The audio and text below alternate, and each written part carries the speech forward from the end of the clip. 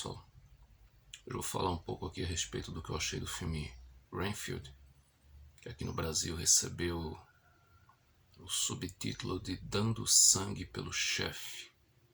Mas vamos lá.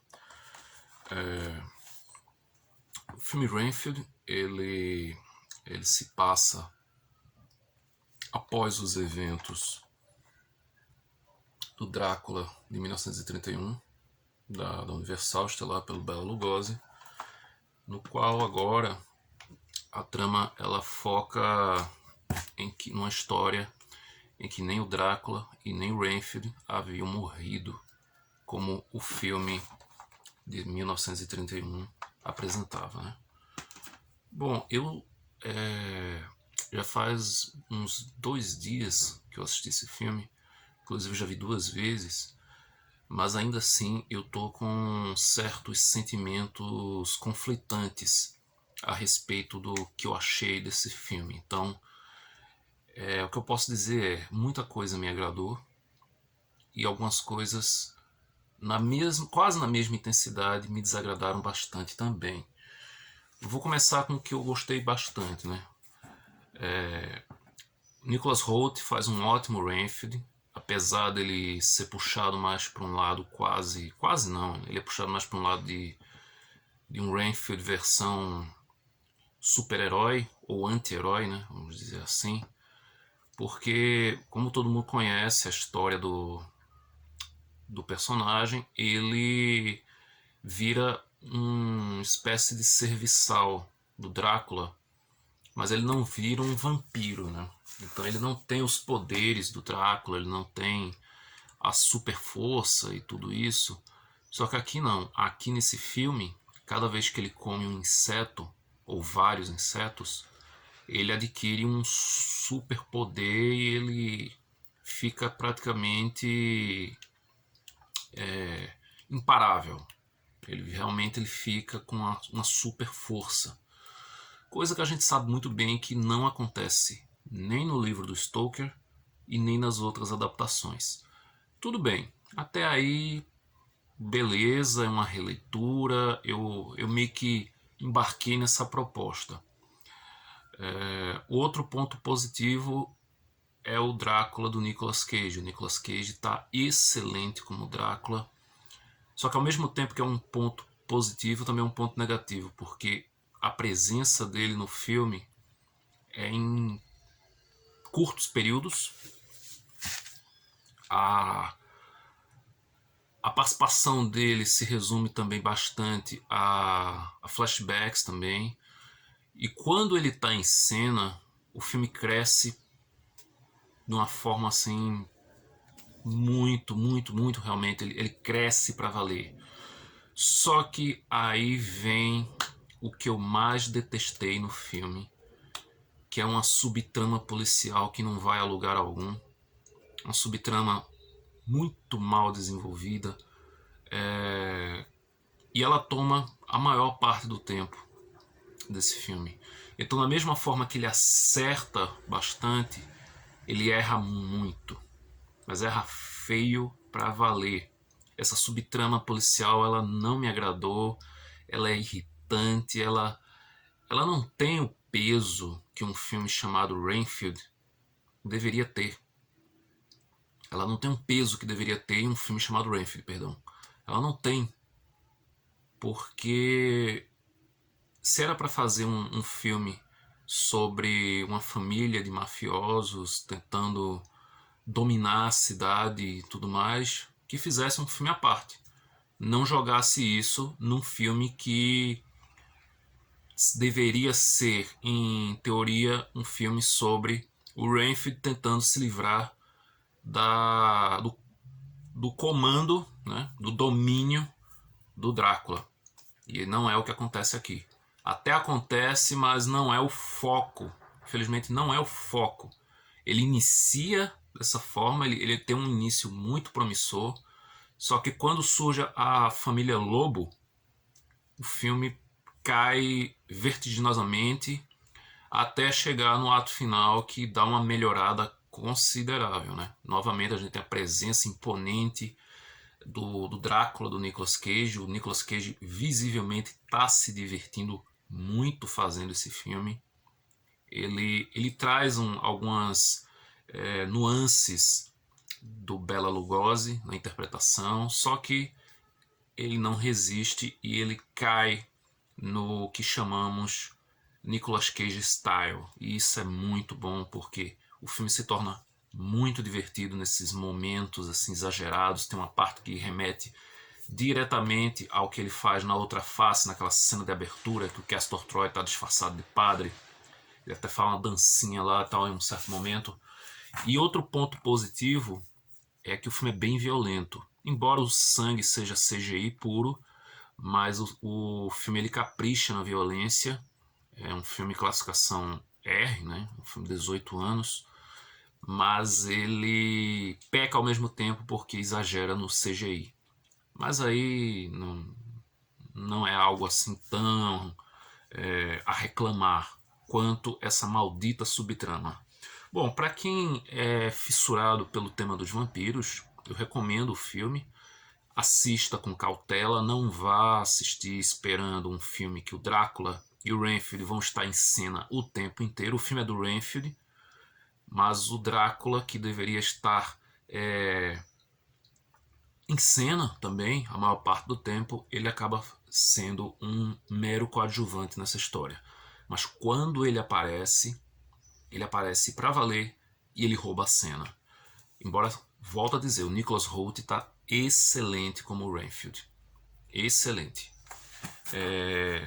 As referências que o filme faz, para quem é aficionado pelo tema do vampirismo no cinema especificamente, são bem bacanas também. A começar pela sequência logo no início, quando o Renfield está contando a história dele no grupo de autoajuda lá, né? Um grupo que ele participa. O filme ele faz um recorte justamente das cenas daqui do Drácula de 31, inclusive colocando o rosto do Nicolas Cage e o rosto do Nicholas Hoult num deepfake, no Bela Lugosi e no Dwight Frye. Eu vi muita gente reclamar disso, mas isso não me incomodou. Eu achei até que para a proposta do filme funcionou bem. Só que da forma que o filme inicia, eu acho que ele funcionaria bem melhor se, primeiro, ele fosse todo em preto e branco. Eu acho que teria tido um peso bem mais relevante para todo o contexto histórico dos personagens. Eu acho que em preto e branco esse filme funcionaria muito melhor.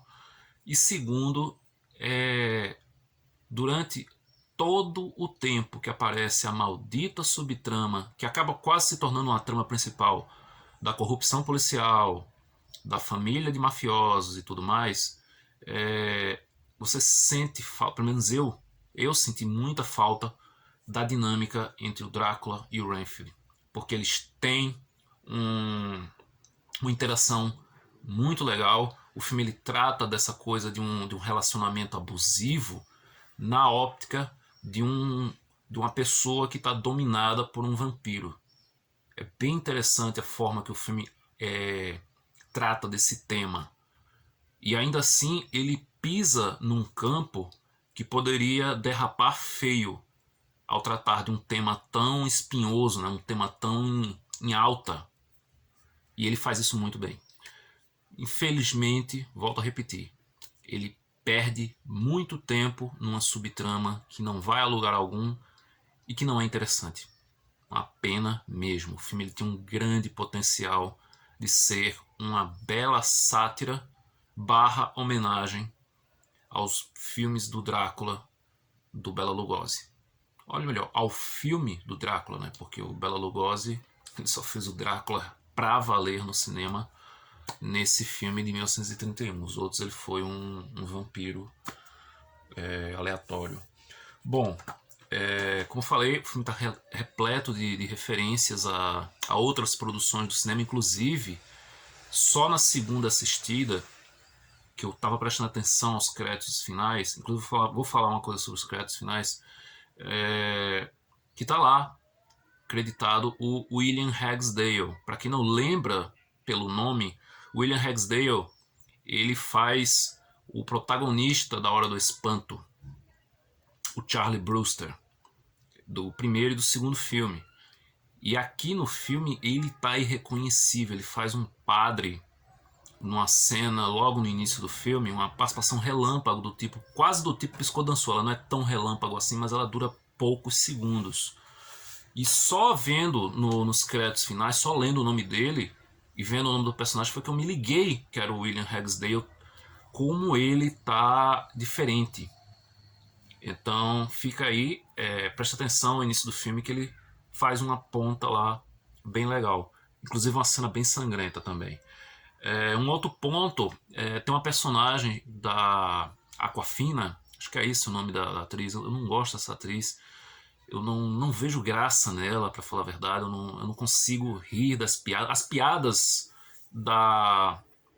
por parte dessa subtrama e por parte dela não funcionam. Não funciona. O humor não funciona por parte dessa personagem.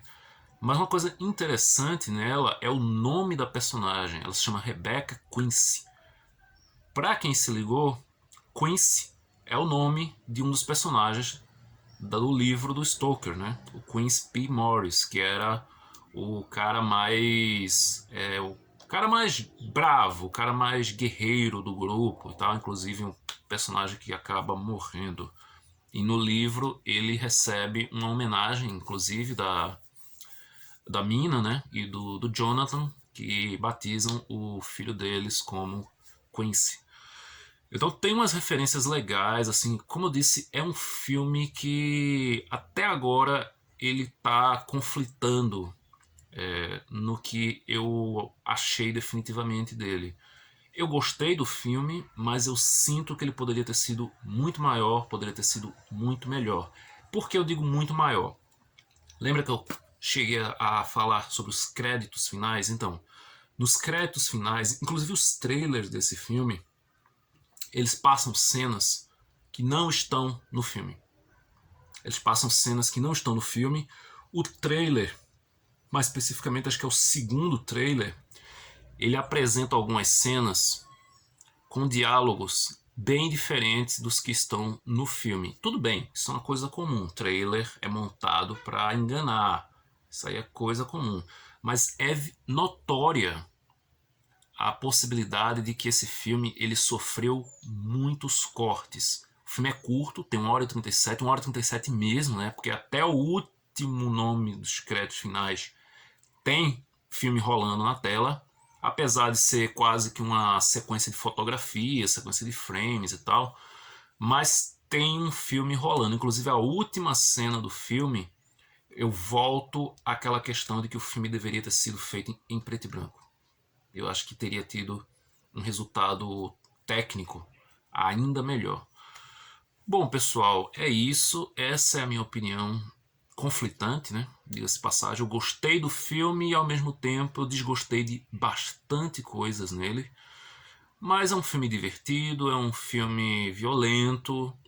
É uma pena que ele exagera no sangue falso em CGI. Poderia usar muito mais efeitos práticos. Então é isso. Se você gostou desse vídeo, curta, compartilhe. Deixa aí nos comentários se você já assistiu Renfield, o que você achou do filme, o que você gostou, o que você não gostou. E até a próxima.